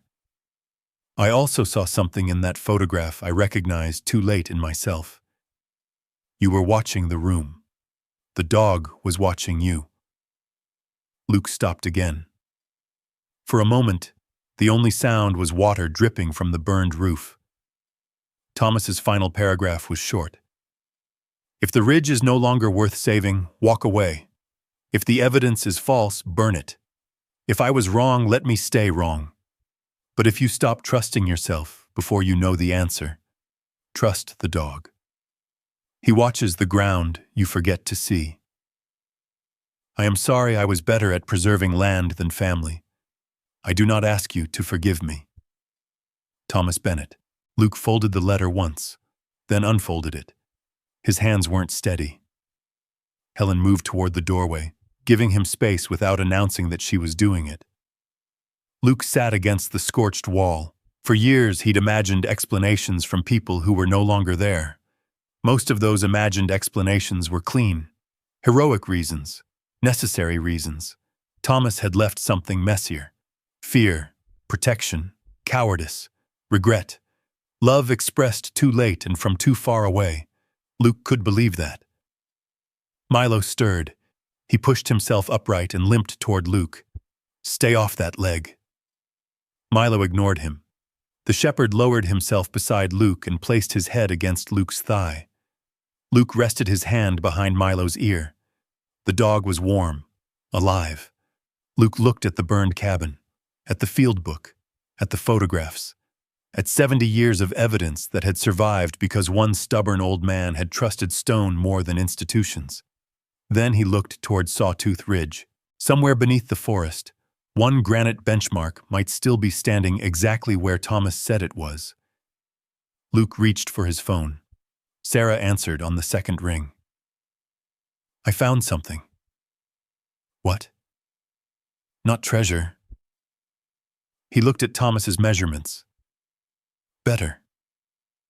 Luke explained the field book, the photographs, Mercer's notarized testimony, and the correspondence. Sarah was silent for several seconds. Then her voice changed. Sharper. Focused. Don't move the originals any more than necessary. Photograph everything. I'm coming up. I need a surveyor. I know one. Independent? Completely. Luke looked at the line Thomas had drawn across the ridge. How soon? If Ethan Cole answers his phone tomorrow. Luke ended the call. Milo's eyes had closed again. Luke read Thomas's final instruction one more time. Trust the dog. He folded the letter and placed it carefully inside his jacket instead of back inside the cylinder. Then he looked across the clearing where smoke still rose from damp black timber. Yesterday, the fire had looked like the end. Now Luke understood what it had actually done. It had removed the last thing standing between him and the truth. Ethan Cole arrived shortly after sunrise the next morning. He drove an old white survey truck with mud on both doors and equipment cases strapped behind the cab. He was in his late 40s, broad through the shoulders, with a gray beard trimmed close and the permanent squint of a man who had spent half his life looking through instruments into bright distances. Sarah came with him. She carried 2 document cases and enough concern in her expression to tell Luke she had spent most of the night reading what he'd sent. Ethan didn't begin with the mountain. He began with Thomas. For nearly an hour, he sat at Helen's kitchen table comparing the 1952 field book against modern county records. He checked bearings, distances, reference points. He enlarged photographs on Luke's phone and compared tree lines, creek bends, exposed granite, and old cuts. Finally, he leaned back. If somebody fabricated this, they understood survey work. Luke watched him. Meaning I don't think they fabricated it. Sarah folded her arms. But Ethan tapped Thomas's field book. Paper can tell us where to look. Ground tells us whether the paper deserves to be believed. That was enough for Luke. They headed uphill. Milo came too. Dr. Reese had been clear about limiting the dog's movement, so Luke fitted him with a padded support harness and kept him on a short lead. The shepherd disliked the arrangement immediately. "You're injured," Luke told him. Milo looked toward the trail. That's not a counter-argument.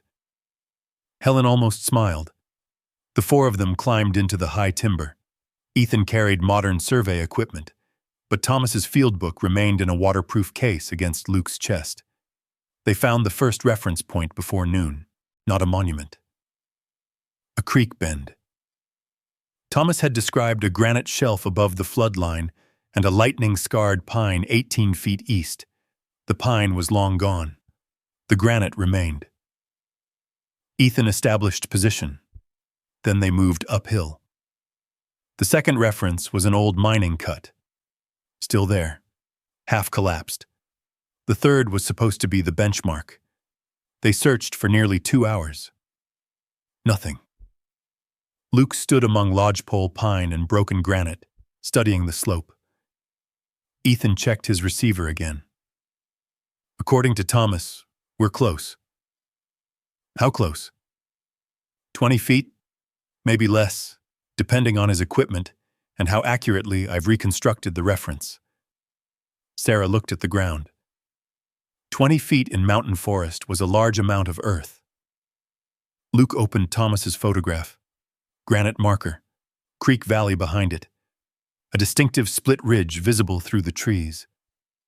Luke turned until the modern ridge matched the old image. Then he lowered the photograph. Something was wrong. The slope under his boots dipped slightly. Too slightly to notice unless you were looking for a change. Luke crouched. Pine needles, moss, loose forest soil. But one patch carried younger growth. He reached toward it. Milo pulled in another direction. Luke stopped. The shepherd sniffed along the edge of a fallen log, then pawed once at the ground. Easy. Milo looked at him. Luke went over. The dog wasn't digging at the center of the depression. He'd found the uphill edge. Luke brushed away needles. Stone appeared. Not the monument. A line of smaller rocks. Luke followed them. They formed an old drainage channel. He looked at Thomas's notes. Maintain drainage above monument after thaw. Luke's pulse changed. Here. Ethan came over. Luke pointed downhill from the drainage. If Thomas maintained this channel, the marker should be below it. They cleared debris carefully. 5 minutes later, Ethan's hand stopped. Don't move anything. He knelt. Luke saw a flat gray surface beneath the moss. More soil came away. Then the top of a granite post emerged, square cut, weathered, still standing. Nobody spoke. Ethan exposed only enough to inspect it. A chiseled mark appeared on one face. TB4. Luke looked at the old photograph. Same mark. Same fracture across the upper corner. Same stone. 70 years underground. Exactly where Thomas said it would be. Ethan set his equipment. Measurements took time. Luke appreciated that. No speeches. No instant conclusions. Just numbers being checked twice. When Ethan finally stood, he looked toward Sarah. The position is materially inconsistent with the later Red Creek line. How materially? Enough that I wouldn't sign off on the corporate survey without a full review. Sarah's expression sharpened. And Thomas's measurements? They're consistent with what I'm seeing. Luke looked down at Milo. The shepherd had already lost interest in the stone. He was lying beside Luke's boot. Sarah made calls from the ridge. By afternoon, photographs and preliminary coordinates were with county council and an outside land specialist. Ethan would prepare a formal survey report, but the discovery had already changed the situation. Blackstone called before sunset. Not Grant, their attorney. A meeting was scheduled for the following morning. Grant Holloway was waiting when Luke entered Sarah's conference room. No friendly field jacket this time. Dark suit, 2 attorneys, a stack of folders. Luke had Sarah beside him. Ethan sat at the far end with his preliminary findings. Helen had insisted on coming. Milo lay beneath Luke's chair, his bandaged leg extended carefully across the carpet. Grant looked at the dog. Then Luke. Quite a week. Luke said nothing. One of Blackstone's attorneys began. They disputed any suggestion of present-day misconduct. They denied knowledge of the blocked mine entrance. They denied involvement in the cabin fire. Their counsel stated that historical irregularities, even if verified, did not automatically invalidate decades of subsequent transactions. Sarah didn't argue. She simply placed Ethan's preliminary survey on the table. Then Thomas's photographs. Then Mercer's notarized statement. Then copies of the Red Creek correspondence. We aren't asking you to concede 70 years of title questions this morning, she said. We're informing you that we have enough evidence to request formal review of the original survey record. Ethan added quietly, and enough to question several later boundary assumptions. Grant leaned back. Nobody spoke for several seconds. Luke recognized the silence. Not defeat. Calculation. Grant finally slid a folder across the table. Luke opened it. The number was larger than the previous offer. Much larger. Enough that Luke stared at it longer than he wanted to. Enough to buy comfort. Enough to disappear. Grant watched him. You don't need that cabin, he said. You don't need years of legal proceedings. Take the offer. Blackstone absorbs the historical risk. You walk away. Luke looked down. Milo's bandaged leg rested across his boot. He remembered the tunnel door, the smoke above the trees, Thomas writing that he had been better at preserving land than family. Luke closed the folder. No. Grant's jaw moved. What exactly do you want? Luke had thought about that. Not ownership of half a mountain. Not revenge for people he'd never known. Something that could survive him.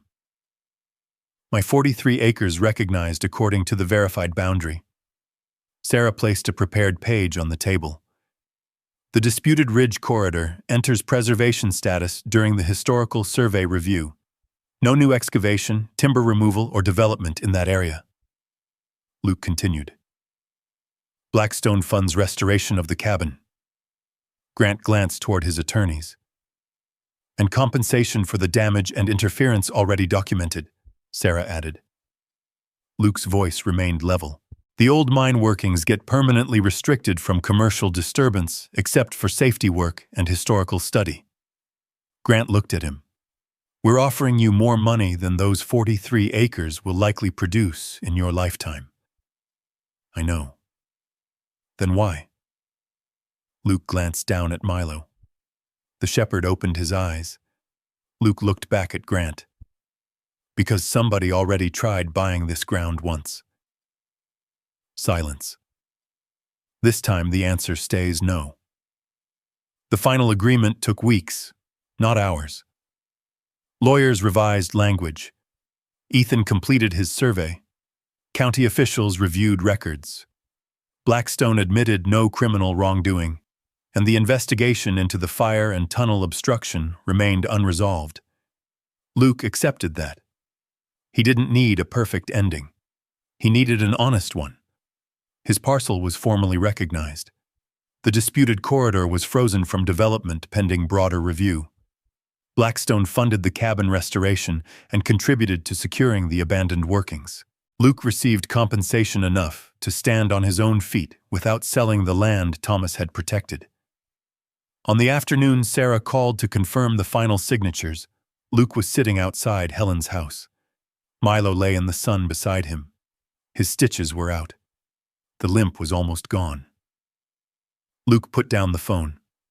Helen stepped onto the porch. "Well?" Luke looked toward Sawtooth Ridge. "Done." Helen waited. Luke corrected himself. "Started." She nodded. That answer seemed to satisfy her. Milo stood and looked toward the mountain. Luke expected him to pull toward the trail. Instead, the shepherd looked back at him. Waiting. Luke rested his hand on the dog's neck. For most of his life, Luke had thought surviving meant holding ground alone. Thomas had done that. It had cost him nearly everyone. Luke looked at Helen, at Milo, at Sarah's truck coming slowly up the road with Ethan behind it, then at the ridge. The line in the stone had proven where Thomas's land began, but standing there, Luke understood something the old survey could never measure. Keeping it would require knowing where isolation had to end. By spring, the cabin had walls again. Luke made sure they weren't perfect. The contractor wanted to replace every scorched timber along the north side. Luke refused. Anything structurally unsafe came out, but 2 blackened beams remained where the fire had touched them without destroying them. The empty iron conduit remained too. There was nothing inside it now. Thomas's documents were secured with Sarah, copied, catalogued, and entered into the growing historical record of Sawtooth Ridge. But Luke left the conduit beneath a removable floor panel, not as a hiding place, as a reminder. Some things survived because somebody had thought ahead. The old workbench survived too. Luke cleaned it without sanding away the knife marks, dents, and dark rings left by tools and coffee cups decades before. He put Thomas's field book in a protected case. The letter stayed with Luke. That one wasn't evidence anymore. It was family. Milo's fur eventually grew over the shaved patch on his shoulder. A thin scar remained beneath it, and on cold mornings he sometimes favored the injured foreleg for his first few steps. Luke noticed every time. Milo pretended he didn't. "You're terrible at being retired from an injury you never retired from," Luke told him one morning. Milo stared toward the door. Luke opened it. "Yeah, I know." The shepherd trotted outside. Luke had found work too, not the kind that kept him in motels for months. The county contracted him seasonally to inspect trail bridges, retaining walls and backcountry structures where spring runoff and winter ice caused damage. He liked the work because it gave him problems with edges. A cracked beam could be measured. A washed-out footing could be rebuilt. A failing culvert did not ask him how he felt about Afghanistan. It simply needed fixing. But Luke no longer disappeared into work. Some evenings he drove down to Helen's place for coffee. Sometimes Sarah came up from town with paperwork and stayed for dinner. Ethan stopped by whenever survey work brought him near the ridge, usually claiming he only wanted to check a benchmark and somehow remaining until dark. Luke learned that solitude and isolation looked almost identical from a distance. The difference was whether anyone expected you back. His nights improved. Not all of them. One January morning, long before sunrise, the temperature dropped below 0. Luke was asleep when ice split somewhere across the valley. Crack. The sound was enormous in the cold. Luke hit the floor before he was awake. His shoulder struck the bed frame. His hand searched for equipment that hadn't been beside him in more than a decade. For one terrible instant, the cabin ceiling became a washed-out Afghan sky. White light, dust, a radio call buried beneath static. Mason's voice, then silence. Luke crouched beside the bed, breathing through his mouth. Milo stood nearby. The dog didn't bark, didn't paw him, didn't need to. Luke reached out. His hand found Milo's ribs. Rise, fall, rise, fall. Warm fur beneath his fingers, wood floor beneath his knees, snow beyond the window. Idaho, home. Luke sat back against the bed. That was ice. Milo yawned. Luke looked at him. Glad one of us knew. The shepherd climbed back onto his blanket. Luke stayed awake another 10 minutes. Not until sunrise. 10 minutes. Then he got back into bed. That mattered. By April, snowmelt turned the creek loud and brown. One afternoon, Helen climbed to the cabin carrying a flat paper envelope. She was breathing hard when she reached the porch. Luke took the envelope. You know there's a phone. Can't hand somebody something over a phone. She sat.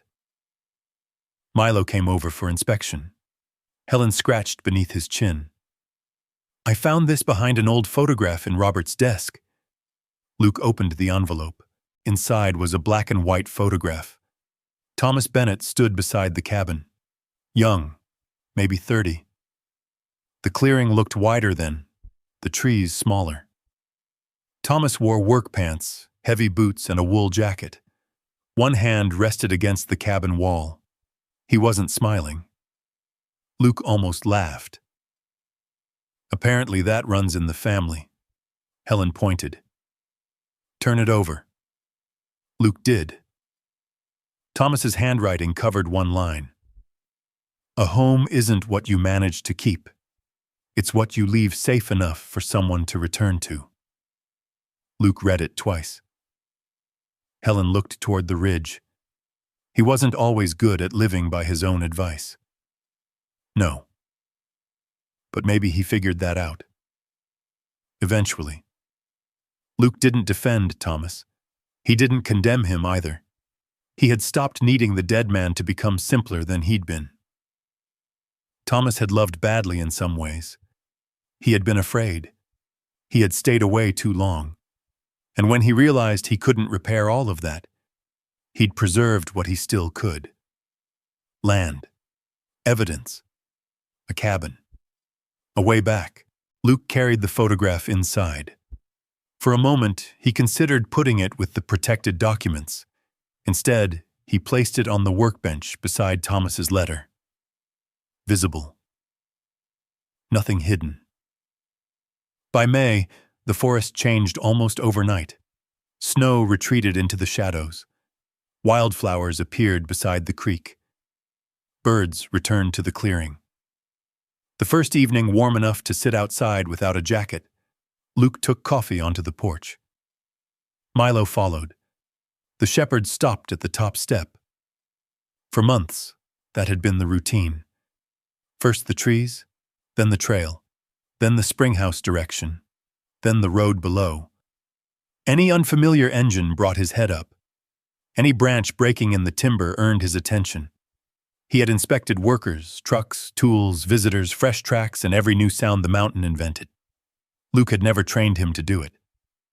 Milo had simply decided that watching Luke meant watching everything around Luke. That evening, a vehicle moved somewhere far below. Milo heard it. Luke saw one ear turn, but the shepherd didn't stand. A squirrel crossed the edge of the clearing. Milo watched for half a second, then ignored it. He walked to Luke, circled once, and lowered himself directly across Luke's boots. Luke looked down. You feeling lazy? Milo closed his eyes. Wind moved through the pines. The creek carried snowmelt over granite below them. Somewhere on the restored cabin wall, old timber creaked as the temperature fell. Luke waited for Milo's ears to rise. They didn't. He looked toward the trail. Nothing. Toward the burned section of wall they'd preserved. Nothing. Toward Sawtooth Ridge. where a granite monument stood beneath the trees exactly where Thomas had recorded it 70 years earlier. Nothing needed checking. Luke rested one hand on Milo's back. He thought about the pickup, the dumpster slamming before dawn, his hand beneath the seat. 43 unwanted acres, 5 impossible words written on a map. Don't go without your dog. He understood them differently now. Thomas hadn't known Milo. Not really. He had seen one photograph. That had been enough to recognize something Luke himself hadn't understood. Milo wasn't guarding property. He wasn't guarding documents. He wasn't even guarding Luke from the mountain. The dog had spent years learning when Luke left the present without moving an inch. A muzzle against a wrist, a shoulder against his leg underground, warm ribs beneath his hand in the dark. Again and again, Milo had brought him back to whatever ground was actually beneath his feet. Luke had returned the favor when he could. He'd pulled Milo from falling timber, dragged him from the burning cabin, wrapped his bleeding leg with shaking hands, carried him when walking hurt. Maybe that was what home was. Not a place where nothing could reach you. A place where you didn't have to face everything alone. The light faded behind the ridge. Luke realized he had been sitting for nearly an hour. He hadn't checked the road, hadn't scanned the tree line, hadn't counted vehicles, hadn't listened for something approaching. His coffee had gone cold. Milo was asleep across his boots. Luke leaned back against the cabin Thomas had spent most of a lifetime trying to preserve. For once, the old combat engineer did not calculate exits. The German shepherd did not lift his head. The mountain made its ordinary sounds around them, and neither of them answered. After all those years of searching, Milo had finally decided there was nothing left to find. And for the first time in a very long time, Luke Bennett decided there was nothing he needed to keep watch for either. If Luke and Milo's journey stayed with you, leave a simple one in the comments. And if you believe loyalty can sometimes lead us home when we can't find the way ourselves, subscribe and stay with us. There are more stories waiting beyond the next ridge, and I'd be honored to have you there when we tell them.